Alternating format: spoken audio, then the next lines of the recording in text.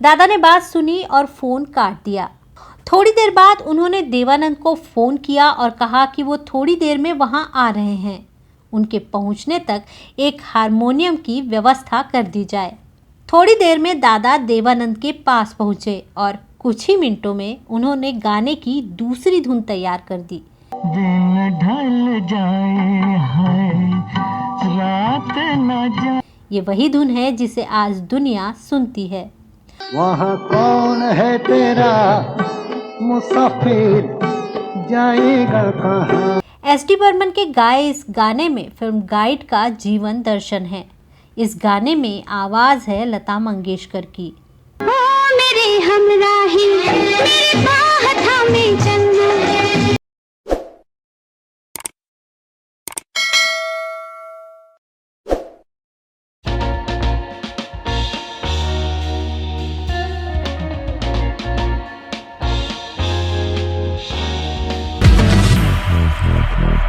नमस्कार, black and white में आपका स्वागत है। साथियों, पिछले एपिसोड में हमने आपसे कहा था कि हम आपको संगीतकार एस.डी. बर्मन और गायक मोहम्मद रफ़ी के कुछ और खूबसूरत गानों और उनके जीवन के कुछ अनछुए पहलुओं के बारे में बताएंगे। तो वादे के मुताबिक हम हाजिर हैं एस.डी. बर्मन और मोहम्मद रफ़ी पर एक नया एपिसोड लेकर। दोस्तों, एस.डी. बर्मन और मोहम्मद रफ़ी ने ज़्यादा काम उस दौर में किया जिस दौर को दुनिया हिंदी फिल्मी संगीत का स्वर्णिम काल या फिर गोल्डन पीरियड कहती है, यानी 50 और 60 का दशक। 50 के दशक में एस.डी. बर्मन और मोहम्मद रफ़ी ने प्यासा, कागज़ के फूल, 16वां साल और काला पानी जैसी अनेक फिल्मों में अपना कमाल दिखाया। फिर आया 60 का दशक। साल आया 1965 और फिल्म आई गाइड। दर्द से तेरे कोई ना तड़पा। गाइड कोई साधारण फिल्म नहीं है, एक फिलॉसफी है, जीवन की फिलॉसफी। इसमें कई रंग हैं। कुछ रंग प्यार मोहब्बत के हैं, तो कुछ रंग धोखे के, फरेब के, तो कुछ दर्द के, अकेलेपन के। दिन ढल जाए है, रात न जाए। नायक परेशान है।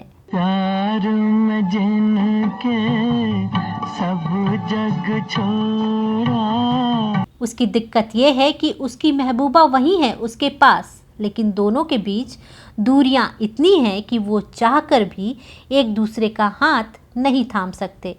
तुम मुझसे, मैं दिल से परेशान। दोनों की बेबसी को आवाज़ दी है मोहम्मद रफ़ी ने। जानकारों का कहना है कि जब रफ़ी साहब ने इस गाने को ख़त्म किया तो रिकॉर्डिंग रूम आवाक रह गया। रिकॉर्डिंग के दौरान पसरा सन्नाटा टूटा नहीं। गाने का असर ऐसा था कि किसी के मुंह से कोई बोल नहीं निकला।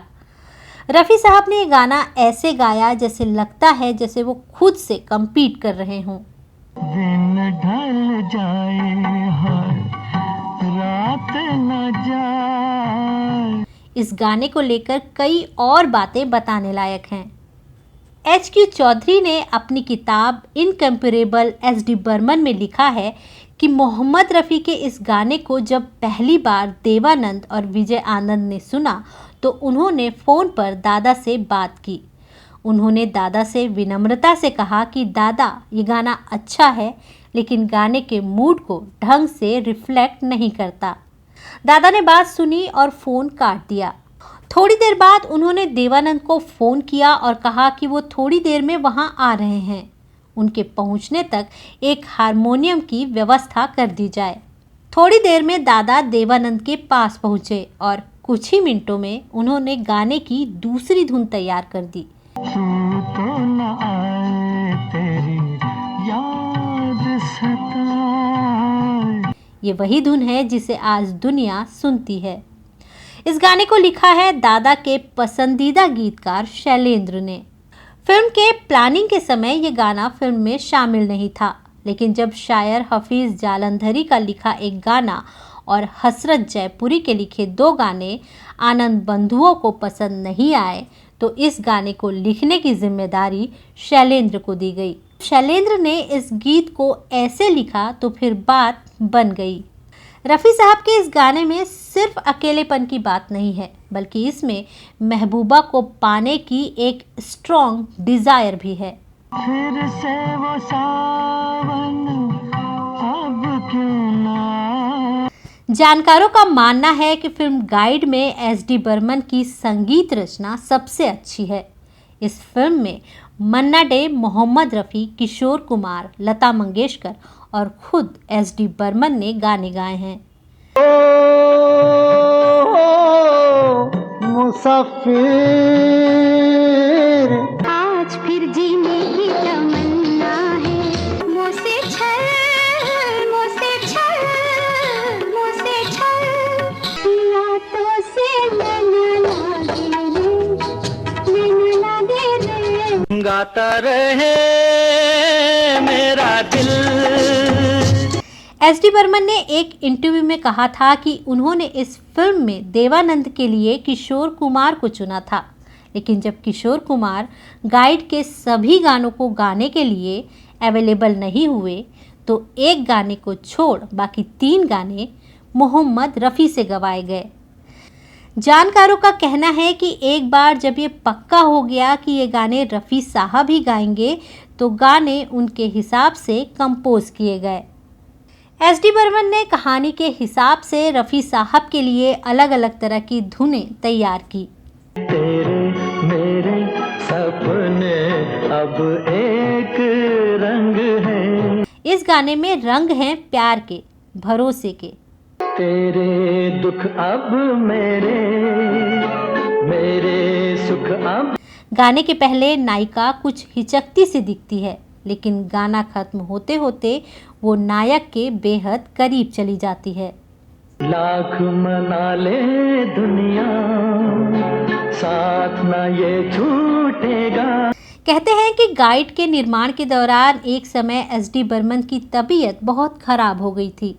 तब उन्होंने देवानंद को सलाह दी थी कि वो इस फिल्म के लिए किसी और संगीतकार को ले लें, लेकिन देवानंद को ये मंजूर नहीं था। उन्होंने दादा की तबीयत सुधरने का इंतज़ार किया और जब दादा की तबीयत काम करने लायक हुई तो गानों पर काम शुरू हुआ। देखो सैया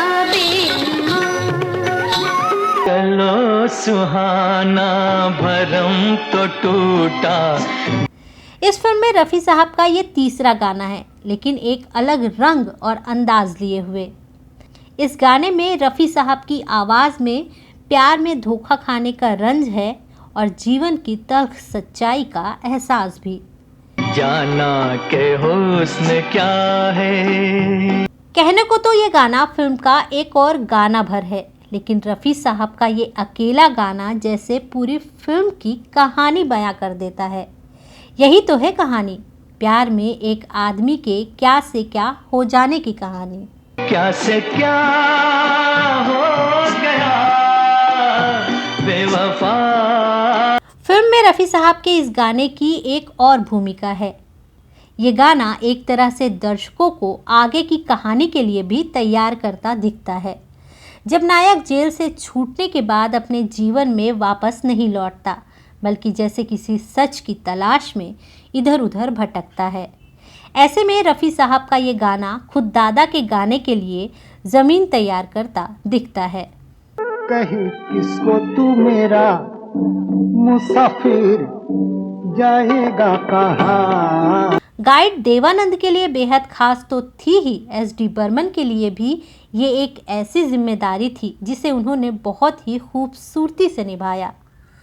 यूँ तो गाइड में एस.डी. बर्मन के संगीतकार बेटे आर.डी. बर्मन ने उनके सहायक के तौर पर गानों को अंजाम देने में एक अहम भूमिका निभाई, लेकिन गाइड के हर गाने के पीछे की सोच दादा की ही थी। दादा ने गाइड में ऐसा संगीत दिया कि गाइड एस.डी. बर्मन के करियर का मील का पत्थर बन गई। अब जब कभी देवानंद, एस.डी. बर्मन और मोहम्मद रफ़ी का जिक्र होता है तो गाइड के बिना बात पूरी नहीं होती। तो आज का हमारा एपिसोड आपको कैसा लगा हमें ज़रूर बताइएगा। आज के एपिसोड में बस इतना ही। अगले एपिसोड में एक नई कहानी लेकर फिर से हाजिर होंगे। नमस्कार। वहाँ कौन है तेरा